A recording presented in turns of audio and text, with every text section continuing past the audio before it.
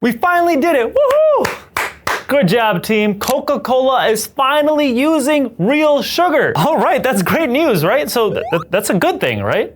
Coca-Cola is bringing back cane sugar and getting rid of that nasty old high fructose corn syrup. Now, some people like RFK are celebrating it as like a huge win for America, but even more importantly, a huge win for your health. But let's be real, is cane sugar actually better for you than high fructose corn syrup? Well, I'm gonna break it down in this video for both your teeth and your body. So make sure you guys stick around till the end because this can get pretty interesting. Now, the main reason that Coke switched to real cane sugar and swapped out from their high fructose corn syrup is because there's been so many claims and people saying they do not like high fructose corn syrup, and I don't blame them. That stuff is not good for you. And a big proponent of this was RFK Jr., and he was able to accomplish this. Now, what exactly is the difference between cane sugar and high fructose corn syrup? So cane sugar, or in other words, sucrose, is 50% glucose and 50% fructose that are basically bonded together. Now, high fructose corn syrup, which is what traditionally was used in Coke, at least in America, is 55% fructose and 45% glucose that's kind of free floating. So the fructose and the glucose in high fructose corn syrup are not actually bound together. Now, is that a big deal? No, because both things, when they get into your body, they end up unbinding anyway. So the cane sugar is gonna unbind to fructose and glucose. The analogy is kind of like, would you rather get slapped in the face like that slap club that Dana White found, or punched in the face from a UFC fighter?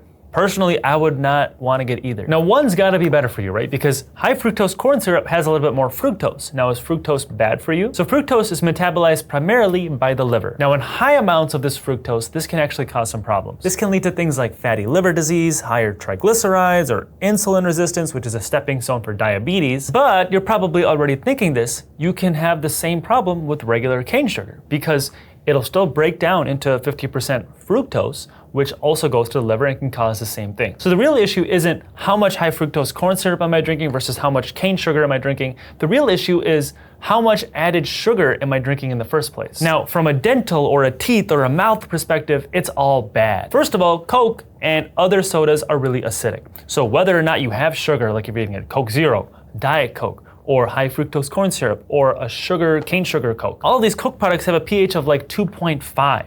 Now, your enamel will typically break down at a pH of 5.5. And if you've been exposed to fluoride, then your teeth might be a little bit stronger, and now your enamel will break down at a pH of 4.5. But still, this acid is way more acidic than your enamel is able to tolerate. So the more frequently that you consume these drinks, the more acid you're putting in your mouth, and the more it can actually destroy your teeth. A lot of people overlook this. They might think like, hey, if it's sugar-free, it's fine, but actually it's the acid that does a lot of the problems too. Now, when it comes to high fructose corn syrup versus cane sugar, both I would say are equally bad because both things, when they break down, will feed the bacteria in your mouth. So there's a bacteria in your mouth called Streptococcus mutans, and when it eats these sugars, it will poop out lactic acid as a byproduct. This lactic acid is what will sit on your teeth and what actually causes cavities or these holes to form in your teeth. And the problem from these like sodas that have this sugar is it's extra bad because it's actually liquid. So it'll actually kind of coat your teeth and it'll stick around longer. Just like if you had something sticky like a Jolly Rancher, like all that Jolly Rancher gunk, and if you bite into it, it's gonna stick to those grooves in your teeth. Now, what about the health of your body? Well, to be honest, I think we already know that sugar is bad for you. Now, obviously high fructose corn syrup is also bad for you, but obviously real cane sugar sounds a lot more wholesome and better and more natural than high fructose corn syrup. Everyone hates that term now. But to be honest, there's really no strong scientific evidence that real cane sugar is healthier for you than high fructose corn syrup. Now, could this lead to like a placebo effect where you're thinking you're consuming something more natural so you automatically feel healthier? Maybe, but there's really no data behind it. Now, the main concerns that RFK had and the reasons that he wanted to push for this real cane sugar is one, back in the day, like the early production of this high fructose corn syrup had some contamination with mercury. Luckily, not a problem anymore, but obviously no one wants to have any mercury. But the main thing was the rise in obesity. And there's been a big link with the rise in obesity being linked with high fructose corn syrup. But the science now doesn't really support that it's the high fructose corn syrup that's causing this rise in obesity. It's actually just the rise in consumption of sugars in general. So whether you're consuming real cane sugar or whether you're consuming more high fructose corn syrup, if you consume too much of it, you're gonna be at a higher risk of things like obesity and diabetes. The real thing that would help you is to cut down on all sugars in general. So whether or not you're drinking a high fructose corn syrup or a cane sugar Coke, just drink less Coke. And luckily nowadays we have a lot of zero sugar options. We have things like Poppies or Omni Pops or whatever, Ollie Pops, whatever they're called. Those things have less sugar. We have other like sparkling water options that have 0 sugar. Now just keep in mind, I'm gonna come back from a dental perspective.